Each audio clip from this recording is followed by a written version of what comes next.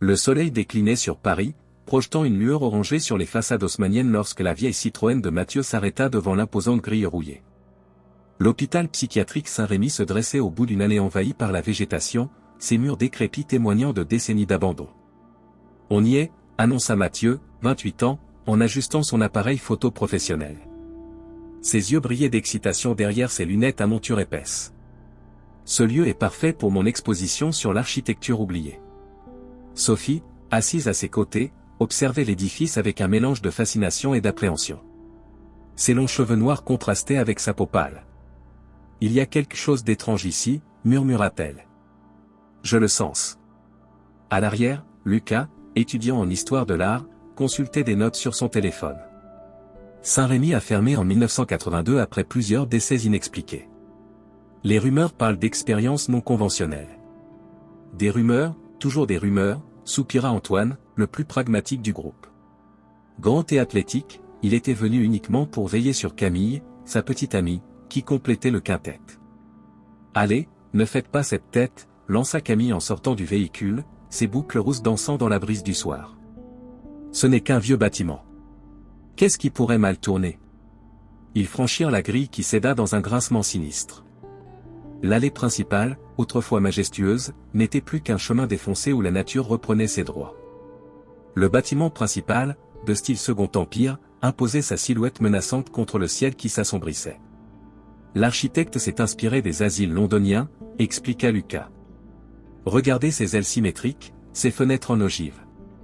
Et ces gargouilles, l'interrompit Sophie, pointant les créatures de pierre qui ornaient les gouttières. Elles ressemblent étrangement à celles de Notre-Dame. Mathieu photographiait déjà, capturant l'atmosphère lugubre. C'est parfait, murmurait-il.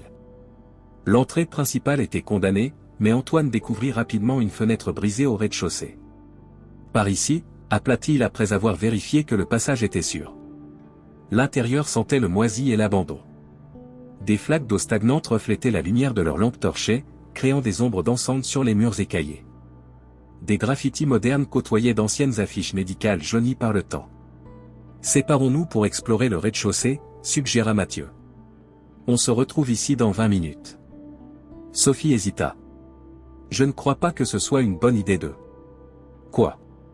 Tu as peur des fantômes? La taquina Antoine. Non, mais... Elle s'interrompit, incapable d'exprimer son malaise grandissant. Ils se dispersèrent néanmoins. Sophie suivit un couloir menant à ce qui semblait être d'anciennes salles de traitement. Dans la dernière pièce, son sang se glaça. Sur le mur, partiellement effacé mais encore visible, des symboles étranges étaient gravés dans le plâtre. Des cercles concentriques, des runes qu'elle reconnaissait de ses lectures sur l'occultisme, et au centre, une gargouille stylisée identique à celle de Notre-Dame. « Les gars » appela-t-elle d'une voix tremblante. « Je crois que vous devriez voir ça. » C'est probablement l'œuvre de Vandale, affirma Antoine en examinant les symboles que Sophie avait découverts. La lumière de sa torche dansait sur les gravures, projetant des ombres qui semblaient presque animées. Sophie secoua la tête, ses doigts effleurant délicatement les marques. Ces symboles sont anciens. Regarde la patine, l'érosion du plâtre. Et ils suivent un schéma précis, un rituel. Lucas s'approcha, fasciné. Elle a raison. Ce ne sont pas des graffitis modernes. Camille, qui était restée en retrait, frissonna soudain. Vous n'avez pas entendu ça? Murmura-t-elle. Un silence pesant s'installa tandis qu'il tendait l'oreille. Au loin, presque imperceptible, un bruit ressemblant à un sanglot étouffé semblait provenir des étages supérieurs. C'est juste le vent dans les couloirs, rationalisa Antoine, mais son assurance habituelle semblait ébranlée. Mathieu, qui avait photographié les symboles sous tous les angles, suggéra, continuons l'exploration. Il doit y avoir des archives quelque part. Ils trouvèrent la salle des dossiers au bout d'un long corridor. Des classeurs métalliques renversés jonchaient le sol, des centaines de documents jaunis éparpillés dans un chaos poussiéreux. Mathieu et Lucas commencèrent immédiatement à fouiller, tandis qu'Antoine forçait les tiroirs encore fermés. « Écoutez ça », dit Lucas après quelques minutes, tenant un dossier abîmé. Le docteur Valentin Moreau, directeur de 1958 à 1982, spécialiste en troubles psychotiques et folklore médiéval. Quel rapport entre la psychiatrie et le folklore? S'étonna Camille. Sophie, qui examinait d'autres documents, répondit, beaucoup de psychiatres du siècle dernier s'intéressaient aux croyances populaires. Ils y voyaient l'expression de peur collective. Il y a plus, poursuivit Lucas. Moreau était obsédé par les gargouilles de Notre-Dame. Il croyait qu'elles n'étaient pas de simples sculptures, mais des « gardiens ». Des entités emprisonnées dans la pierre. Antoine ricana. Et il a partagé cette théorie avec ses patients? Pas étonnant que l'endroit est fermé. Non, murmura Sophie, qui avait trouvé un autre dossier. Il ne partageait pas ces théories. Il les testait. Elle leur montra des photographies en noir et blanc, des patients attachés à des lits, des symboles identiques à ceux du mur dessinés sur leur corps. Un silence glacial s'abattit sur le groupe. Il faut qu'on parte d'ici, dit finalement Camille, la voix tremblante. Mais à cet instant, elle se figea, les yeux fixés sur le fond de la pièce. Il y a quelqu'un là-bas. Tous se tournèrent. Dans l'embrasure d'une porte qu'ils n'avaient pas remarquée, une silhouette féminine en robe blanche se tenait immobile, son visage indistinct dans l'obscurité. Et appela Antoine en s'avançant. La silhouette recula et disparut dans le couloir. Antoine se précipita à sa suite, suivi par les autres. Mais le corridor était vide, terminé par une porte verrouillée. Impossible, souffla Antoine. Elle n'a pas pu disparaître comme ça. À moins que... Commença Sophie, mais elle s'interrompit. À moins que quoi? Insista Mathieu. Rien, répondit-elle. Continuons à chercher. Ils poursuivirent leur exploration, mais l'atmosphère avait changé. Camille sursautait au moindre bruit, persuadée d'apercevoir la femme en blanc du coin de l'œil. Lucas, quant à lui, avait trouvé un journal intime parmi les documents et le feuilletait avec une fascination croissante. Écoutez ce passage, dit-il finalement. Les gardiens de pierre s'éveillent la nuit. Je les entends gratter contre les murs, cherchant à sortir. Le docteur dit qu'ils peuvent nous aider, mais je sais qu'ils veulent nos âmes. Un courant d'air glacial traversa soudain la pièce, éteignant 2 de leurs lampes torchées. C'est quoi ce délire? Murmura Antoine. Dehors, le vent s'était levé, et les nuages masquaient maintenant la lune. Dans l'obscurité presque totale, seul le faisceau vacillant de la lampe de Mathieu éclairait encore le visage tendu de ses amis. Il faut explorer les sous-sols, déclara Mathieu, son enthousiasme de photographe surpassant sa prudence. Si ce médecin menait vraiment des expériences, c'est là qu'elles auraient eu lieu. Sophie hésita. Je ne suis pas sûr que ce soit une bonne idée. Ces symboles, ces témoignages. Il y a quelque chose de dangereux ici. Justement, insista Lucas, le journal du patient serré contre lui. On doit comprendre. Pour l'histoire. Antoine, qui avait retrouvé son pragmatisme, soupira. D'accord, mais on reste ensemble cette fois. Et au moindre problème, on s'en va. Ils trouvèrent l'escalier menant au sous-sol derrière une lourde porte métallique. Les marches en pierre, usées par le temps, s'enfonçaient dans une obscurité oppressante. L'air y était plus froid, chargé d'une odeur âcre de moisissure et de quelque chose d'autre, indéfinissable. Ça sent le soufre, murmura Sophie, confirmant les craintes qu'elle n'osait exprimer. Les sous-sols formaient un labyrinthe de couloirs étroits et de salles aux fonctions oubliées. Des tuyaux rouillés couraient le long des plafonds bas, goûtant par endroits une eau noirâtre. Sur certains murs, les mêmes symboles réapparaissaient, plus élaborés, plus précis. Ils forment un chemin, remarqua Lucas en suivant les gravures. Ils nous guident quelque part. Le couloir déboucha finalement sur une vaste salle circulaire. Contrairement au reste du bâtiment, celle-ci semblait avoir été préservée du vandalisme et de la décrépitude. Le sol était marqué d'un immense cercle rituel, les mêmes symboles qu'ils avaient vus plus tôt disposés selon un schéma complexe.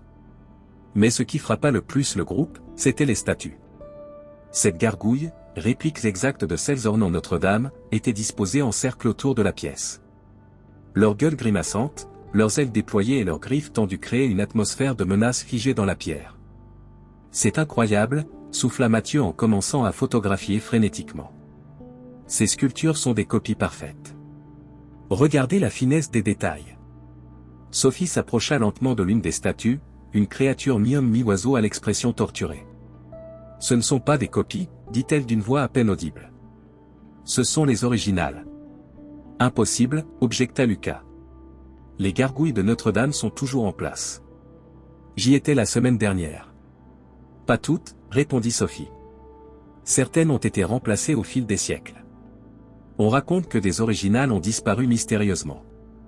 Camille, qui était restée près de l'entrée, appela soudain « la femme en blanc ». Elle est là. Tous se retournèrent, mais le couloir était vide.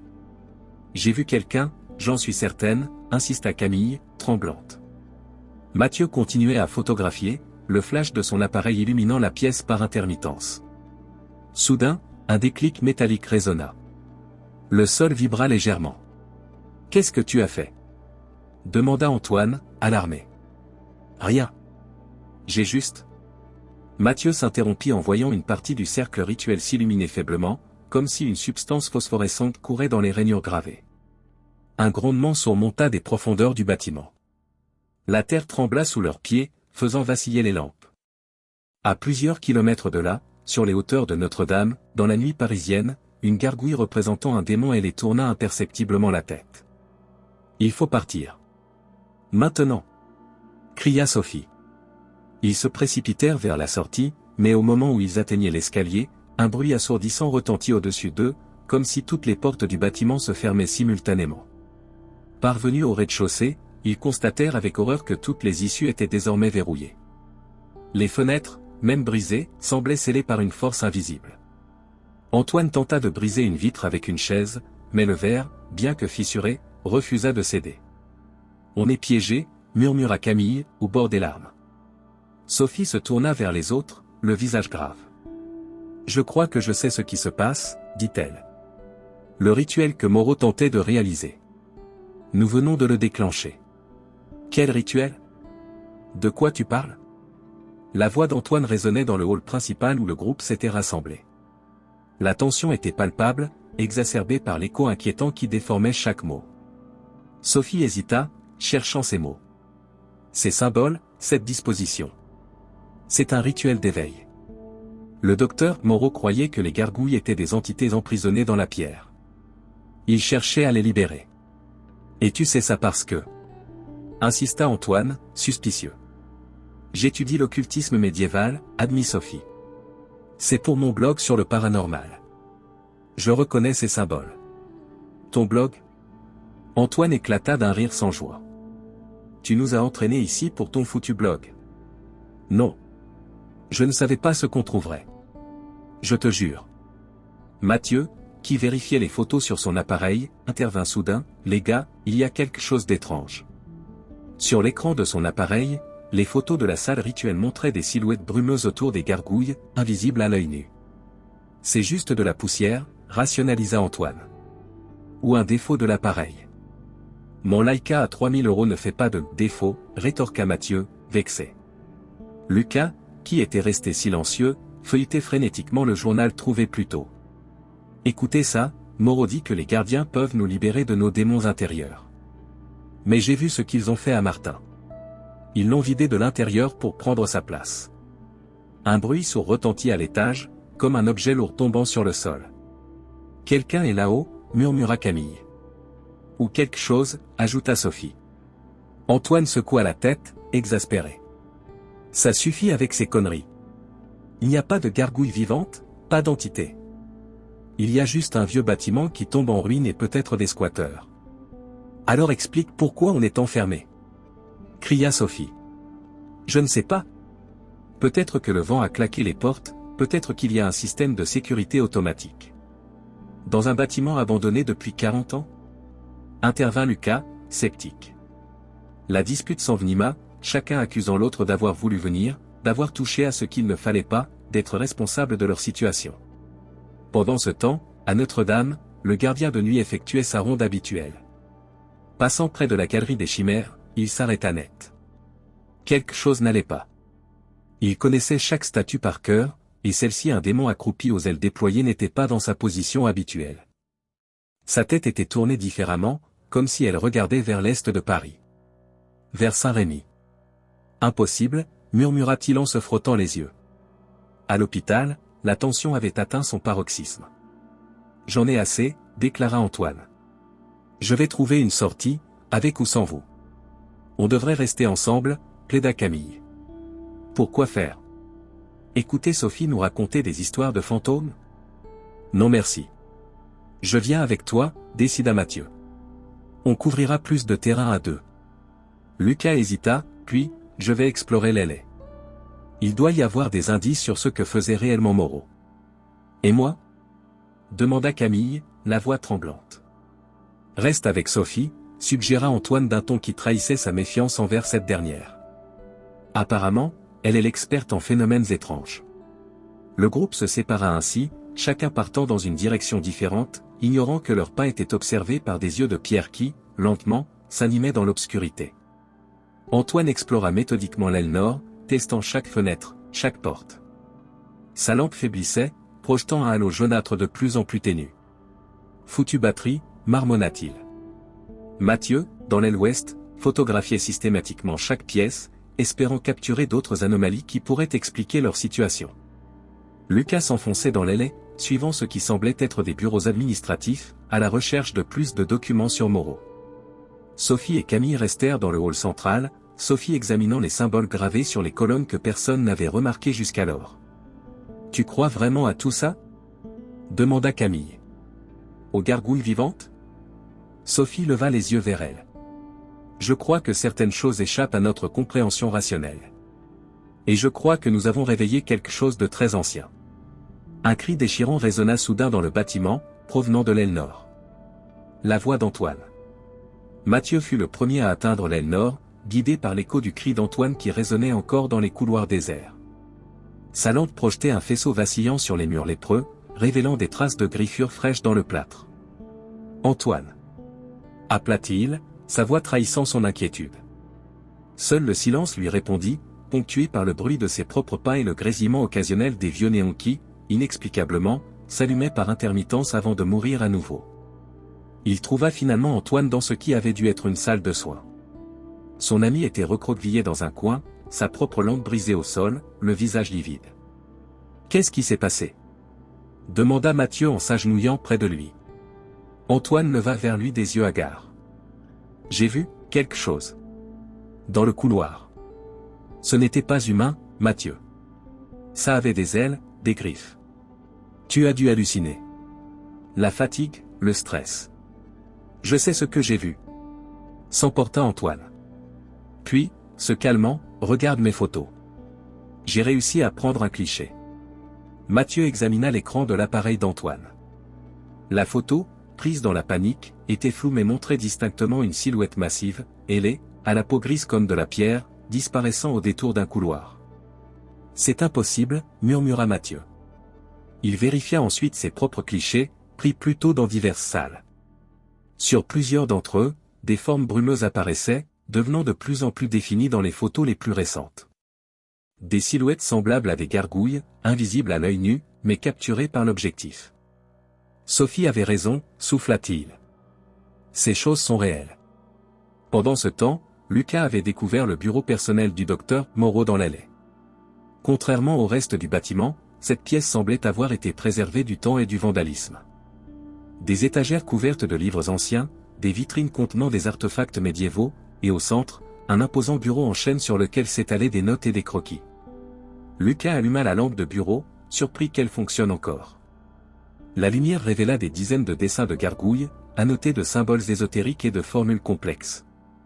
Un livre ouvert attira son attention, Les gardiens de pierre, mythologie et réalité des gargouilles de Notre-Dame, écrit par Moreau lui-même. Il commença à lire, absorbé malgré sa peur. Le livre détaillait la théorie de Moreau selon laquelle les gargouilles n'étaient pas de simples décorations architecturales, mais des entités surnaturelles emprisonnées dans la pierre par un rituel ancien, destiné à protéger la cathédrale et, par extension, Paris. Mais certaines de ces entités sont malveillantes, lut Lucas à voix haute. Elles n'attendent qu'une occasion pour se libérer et reprendre leur forme originelle. Un bruit de pas le fit sursauter. Sophie et Camille se tenaient dans l'embrasure de la porte. On a entendu Antoine crier, expliqua Camille, tremblante. Mathieu est parti le chercher, répondit Lucas. Mais vous devriez voir ça. Il leur montra le livre et les notes de Moreau. Sophie s'en empara avidement, parcourant les pages avec une fascination mêlée d'horreur. C'est pire que je ne le pensais, murmura-t-elle. Moreau n'essayait pas seulement de prouver l'existence de ces entités. Il voulait les contrôler, utiliser leur pouvoir pour guérir ses patients. Guérir ? S'étonna Camille. À sa façon, précisa Sophie. Il croyait que les troubles mentaux étaient causés par des démons intérieurs. Il pensait que les gargouilles, étant des gardiens spirituels, pouvaient chasser ces démons. Mais ça a mal tourné, compléta Lucas, montrant un rapport daté de 1982. Plusieurs patients sont morts lors d'un rituel. L'hôpital a été fermé dans la foulée. Un bruit sourd retentit au-dessus d'eux, comme si quelque chose de lourd se déplaçait sur le toit. À Notre-Dame, le gardien de nuit alertait maintenant son supérieur. 3 gargouilles avaient disparu de leur perchoir. Des statues pesant plusieurs centaines de kilos, impossibles à déplacer sans équipement lourd, s'étaient volatilisées sans laisser de traces. C'est forcément un canular, insistait le responsable de la sécurité, mais sa voix manquait de conviction. À l'hôpital, Mathieu et Antoine avaient rejoint les autres dans le bureau de Moreau. Antoine, encore secoué, refusait de parler de ce qu'il avait vu. Sophie, après avoir examiné toutes les notes, se tourna vers le groupe. « Je comprends maintenant. L'hôpital et Notre-Dame sont liés par un ancien sortilège. Moreau avait découvert que certaines gargouilles de la cathédrale étaient des doubles, des copies de pierre des véritables entités emprisonnées ici, à Saint-Rémy. Et en activant le cercle rituel dans le sous-sol. » Commença Lucas. « Nous avons brisé le sort qui les maintenait prisonnières, termina Sophie. Elles se réveillent, une par une. Et elles cherchent à retourner à Notre-Dame. Pourquoi faire ? Demanda Camille. Le regard de Sophie s'assombrit. Pour terminer ce qu'elles ont commencé il y a des siècles. Selon Moreau, ces entités n'étaient pas toutes bienveillantes. Certaines cherchaient à détruire la cathédrale, symbole de la foi qui les avait emprisonnées. Un nouveau bruit, plus proche cette fois, les fit tous sursauter. Quelque chose se déplaçait dans le couloir, quelque chose de lourd dont les griffes raclaient le sol. « On doit sortir d'ici », murmura Antoine. « Impossible, » répondit Sophie. « Pas tant que les gargouilles nous bloquent. Notre seule chance est de refaire le rituel, de les renvoyer dans la pierre. » « Et comment on fait ça ? Demanda Mathieu. Sophie désigna le livre de Moreau. « Tout est là. Mais il nous faut retourner dans la salle du sous-sol. » Dehors, la nuit s'était approfondie. Une pluie fine commençait à tomber sur Paris, voilant Notre-Dame d'un rideau argenté. Sur la façade de la cathédrale, les niches vides attendaient le retour de leurs occupants millénaires. La décision de retourner au sous-sol ne fut pas prise à la légère. Chaque membre du groupe savait désormais qu'ils affrontaient quelque chose dépassant l'entendement. La pluie s'intensifiait dehors, martelant les vitres brisées, créant une symphonie lugubre qui résonnait dans les couloirs vides. « On reste ensemble », insista Sophie en tenant fermement le livre de Moreau. « Quoi qu'il arrive, on ne se sépare plus. » Ils progressaient lentement, chaque ombre, chaque bruit amplifiant leur terreur. Antoine et Camille ouvraient la marche, suivis par Lucas qui portait les notes complémentaires trouvées dans le bureau. Mathieu fermait la marche, son appareil prêt à capturer toute manifestation surnaturelle. « J'ai une question, » dit soudain Camille, brisant le silence oppressant. « Si ces choses sont réelles, pourquoi personne n'en a jamais parlé ? Pourquoi n'y a-t-il aucune preuve ? » Sophie hésita avant de répondre. « Il y a des preuves, mais elles sont cachées. L'Église a toujours su. Les gargouilles n'étaient pas des décorations, mais des avertissements. Des représentations d'entités réelles, emprisonnées par des rituels anciens. Et tu sais tout ça parce que... » insista Antoine, toujours méfiant. Sophie s'arrêta net, les autres l'imitant. Son visage, éclairé par la faible lueur des lampes, reflétait un conflit intérieur. « Parce que je suis la descendante du prêtre qui a conçu le rituel original, avoua-t-elle finalement. Ma famille a toujours su. Nous sommes les gardiens du secret, de génération en génération. » Un silence stupéfait accueillit cette révélation. « Tu le savais depuis le début », accusa Antoine. « Tu nous as manipulés pour venir ici. » « Non. » protesta Sophie. « Je savais que cet endroit avait une histoire liée aux gargouilles, mais je pensais que c'était juste des légendes, des superstitions. Je ne croyais pas. Je ne pouvais pas imaginer que c'était réel. Alors pourquoi nous avoir entraînés ici ? Demanda Lucas, partagé entre la colère et la fascination. Pour mon blog, comme je l'ai dit. Je cherchais juste une bonne histoire. Elle baissa les yeux. Je suis désolé. Si j'avais su. Un hurlement strident interrompit leur conversation, provenant d'un couloir adjacent.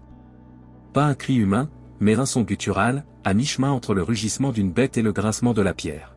« Courez !» ordonna Mathieu. Ils s'élancèrent vers l'escalier menant au sous-sol, poursuivis par un bruit de pas lourd et le raclement de griffes sur le sol. La porte métallique claqua derrière eux, offrant un répit momentané. « Ça ne les retiendra pas longtemps, » haleta Sophie. Ils descendirent précipitamment les marches usées, leurs lampes projetant des ombres dansantes sur les murs suintants. Le sous-sol semblait différent, comme si l'architecture elle-même s'était modifiée. Les couloirs paraissaient plus longs, les plafonds plus bas, l'air plus épais. « Par ici », indiqua Sophie, guidant le groupe vers la salle rituelle. Ils s'arrêtèrent net à l'entrée. La pièce circulaire était vide. Les 7 gargouilles avaient disparu. « C'est impossible », murmura Lucas. Ces statues pesaient des tonnes. Ce n'étaient pas des statues, rappela sombrement Sophie. Mais des entités emprisonnées dans la pierre. Et maintenant, elles sont libres. Un bruit de pas les fit se retourner. Antoine et Camille, qui s'étaient légèrement éloignés pour vérifier un couloir adjacent, revenaient vers eux.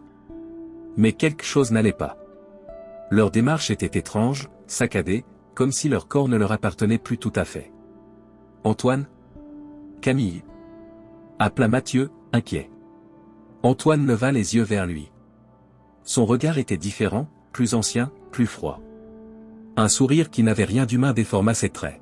« Ils ne sont plus là », répondit-il d'une voix qui n'était pas la sienne, plus grave, résonnant comme si elle provenait des profondeurs de la terre.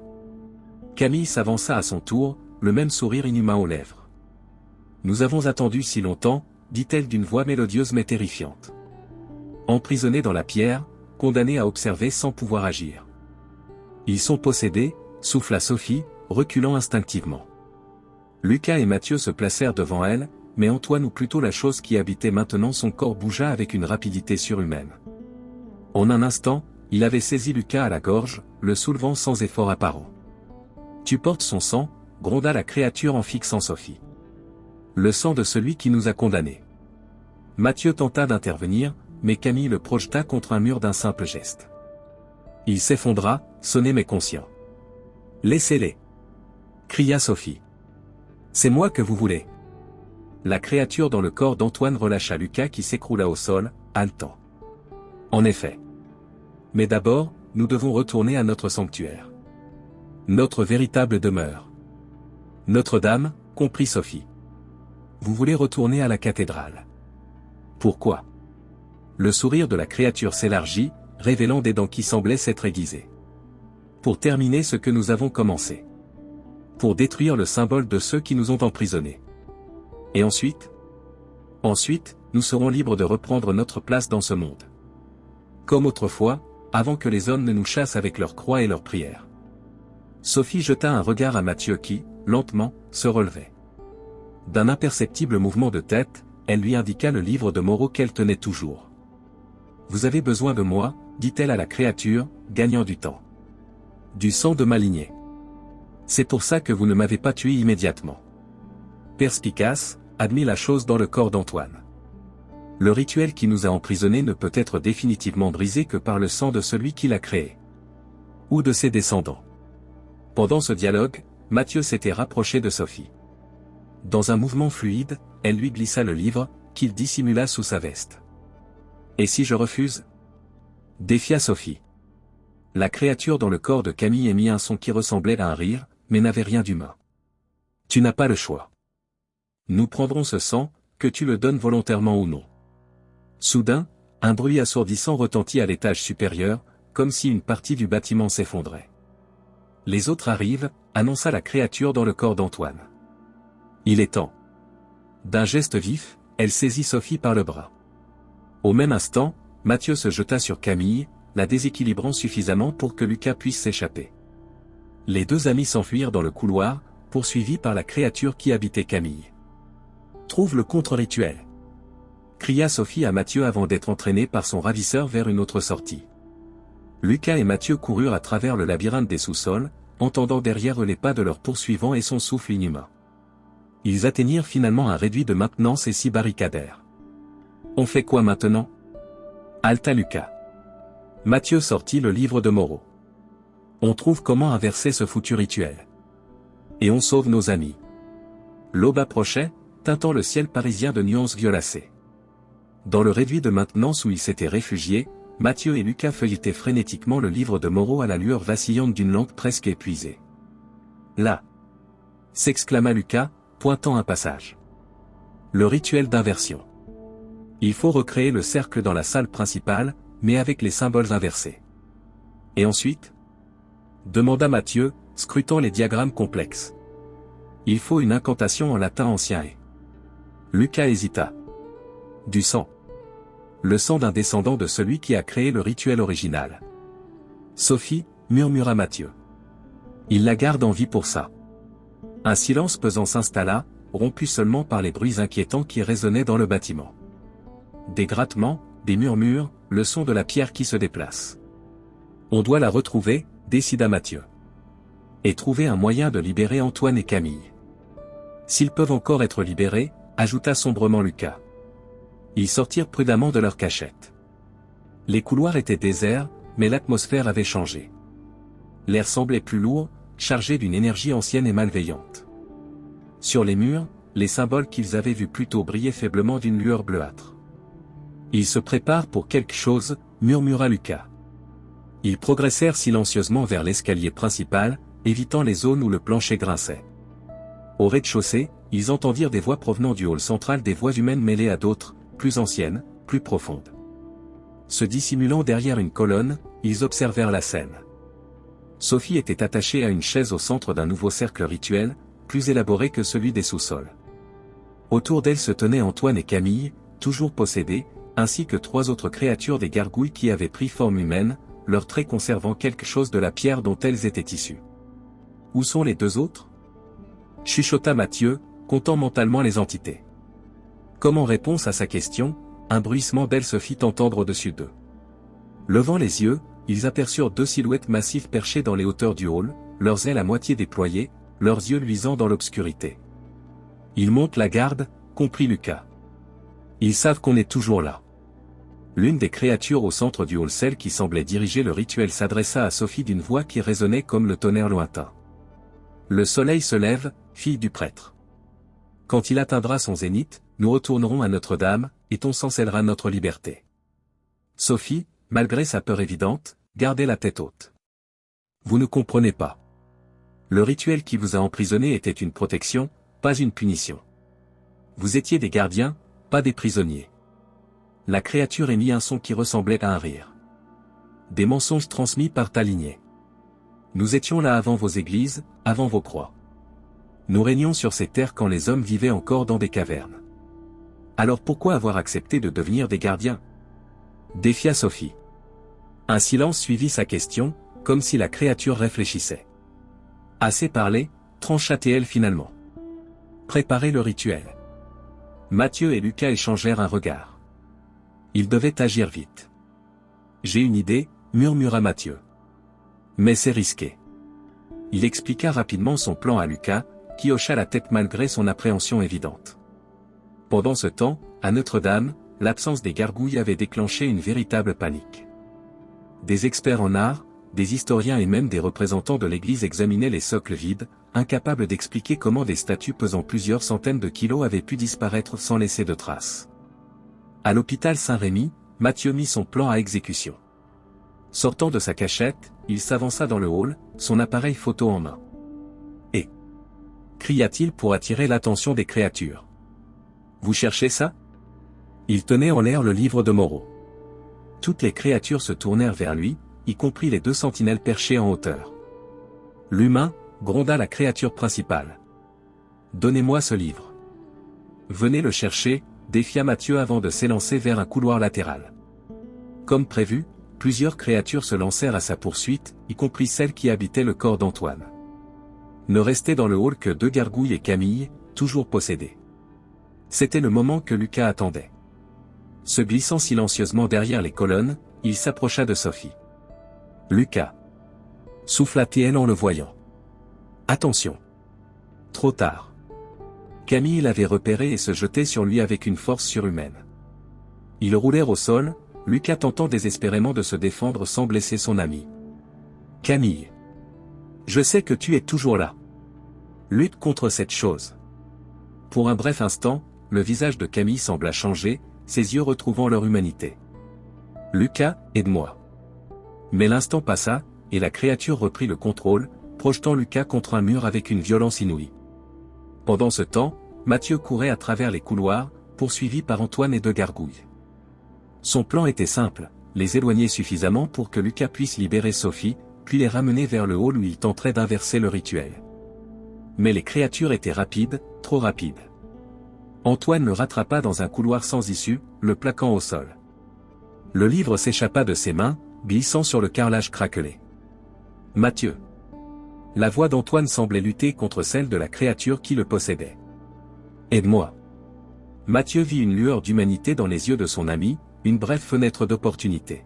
« Antoine ! Résiste. Tu es plus fort que cette chose. » La lutte intérieure se reflétait sur le visage d'Antoine, déformé par l'effort. Pendant un instant précieux, la créature perdit le contrôle, permettant à Mathieu de se dégager et de récupérer le livre. Mais les deux autres gargouilles approchaient.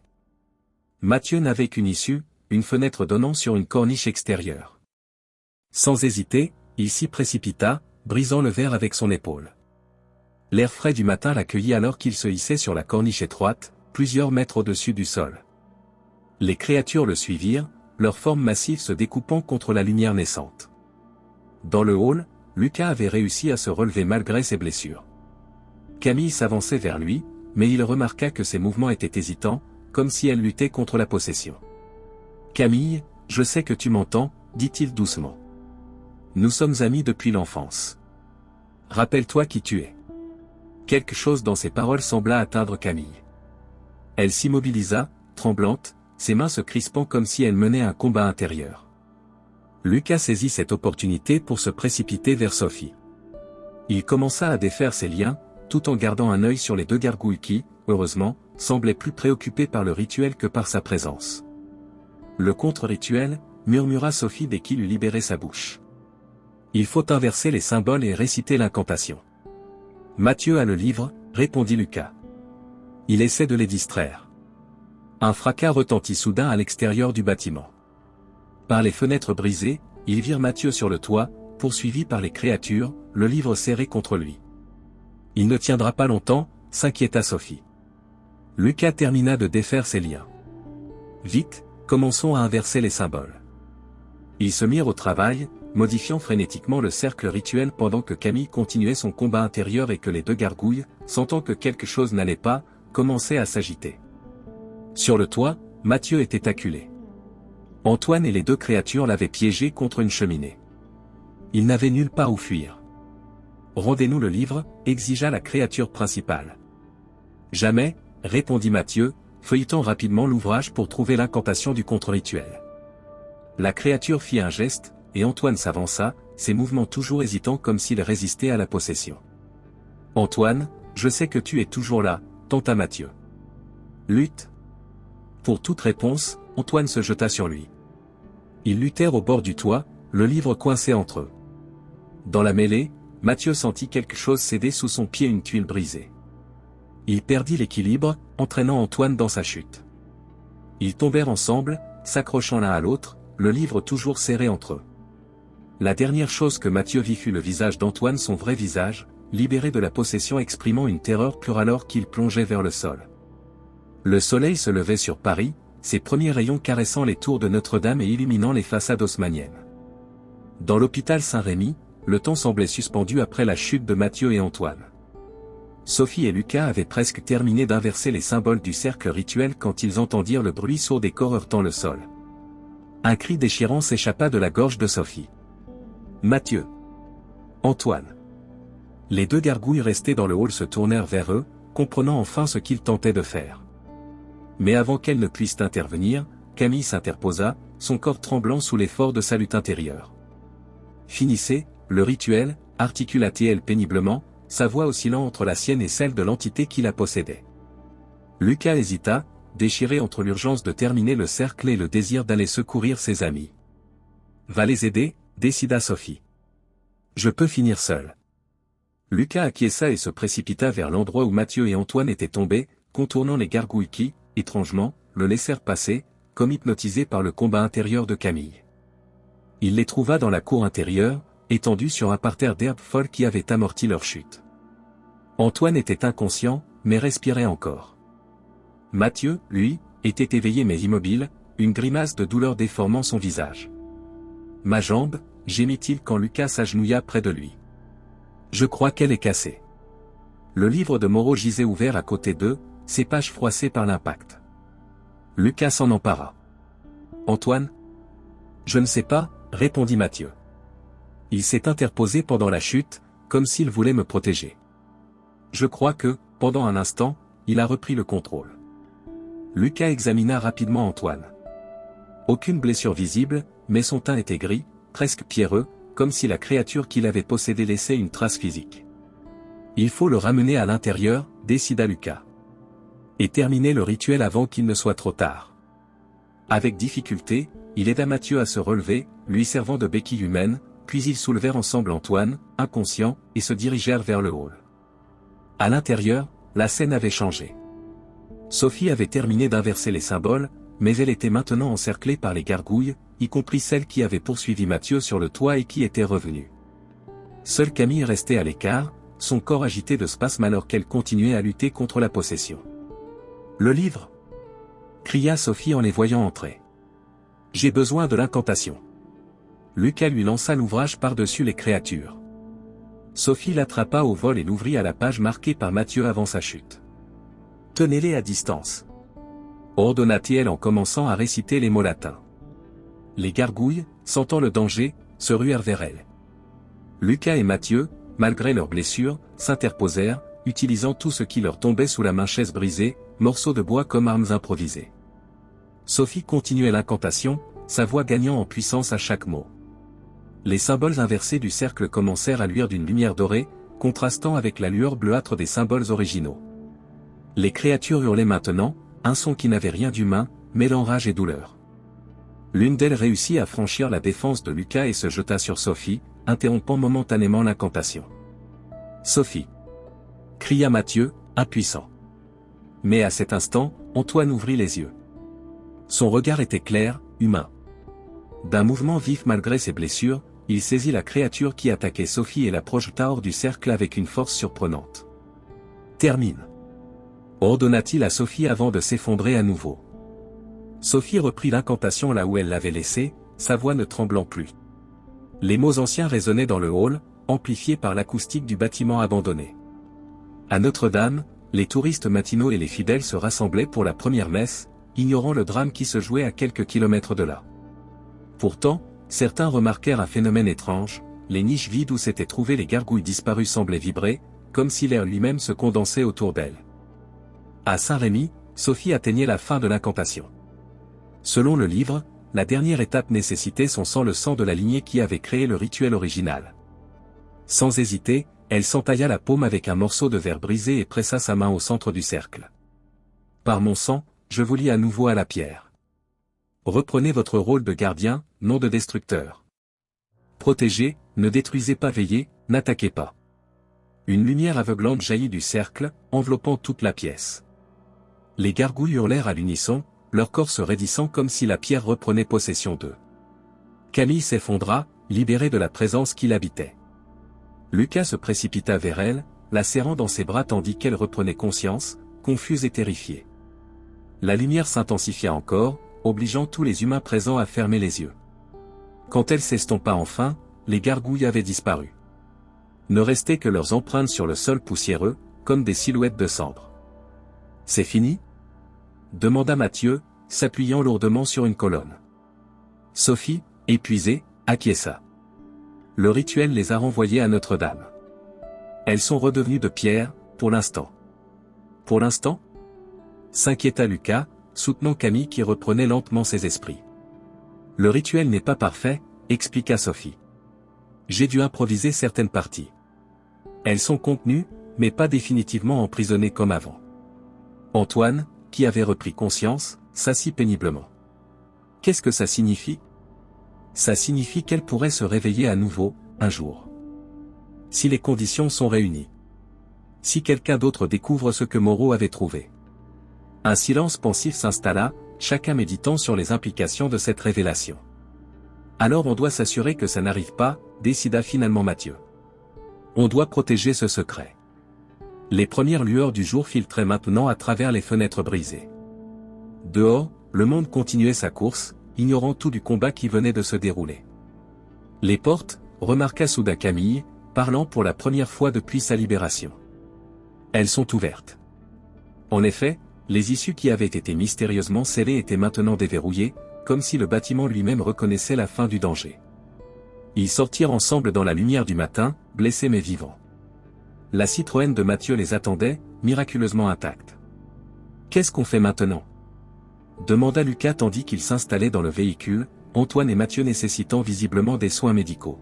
« D'abord, l'hôpital, décida Sophie. Le vrai, pas cette ruine hantée. Ensuite, elle hésita. Ensuite, je dois aller à Notre-Dame. M'assurer que tout est en ordre. On vient avec toi, affirma Camille, surprenant tout le monde. Après ce qu'on a vécu ensemble, on ne peut pas simplement retourner à nos vies comme si rien ne s'était passé. Sophie lui sourit faiblement. Non, en effet. Rien ne sera plus comme avant. 3 jours plus tard, partiellement remis de leurs blessures, ils se retrouvèrent sur le parvis de Notre-Dame. La cathédrale se dressait, majestueuse sous le soleil printanier, ses tours pointant vers un ciel d'un bleu limpide. Les gargouilles étaient toutes revenues à leur place, figées dans la pierre, surveillant Paris de leurs yeux immobiles. Pour les touristes qui les photographiaient, elles n'étaient que de remarquables sculptures médiévales. Pour les 5 amis qui les observaient, elles représentaient bien plus. Elles semblent paisibles, remarqua Camille. Pour l'instant, nuança Sophie. Mais je veillerai sur elles. Comme ma famille l'a toujours fait. Pas seul, affirma Mathieu, s'appuyant sur ses béquilles. Nous sommes tous impliqués maintenant. Sophie les regarda tour à tour Mathieu avec sa jambe plâtrée, Antoine dont le teint avait retrouvé sa couleur normale, Lucas et Camille qui se tenaient discrètement la main. Des amis devenus une famille par l'épreuve partagée. J'accepte votre aide, dit-elle finalement. Nous serons les nouveaux gardiens. Ils levèrent une dernière fois les yeux vers les gargouilles. L'une d'elles, un démon ailé à l'expression torturée, semblait les observer avec une attention particulière. Était-ce un effet de la lumière, ou ses yeux de pierre avaient-ils cligné? Dans les rues de Paris, la vie continuait, ignorante des forces anciennes qui sommeillaient au-dessus des têtes. Mais désormais, 5 personnes connaissaient la vérité. Et ils veilleraient, prêts à intervenir si jamais les gardiens de pierre s'éveillaient à nouveau. Fin.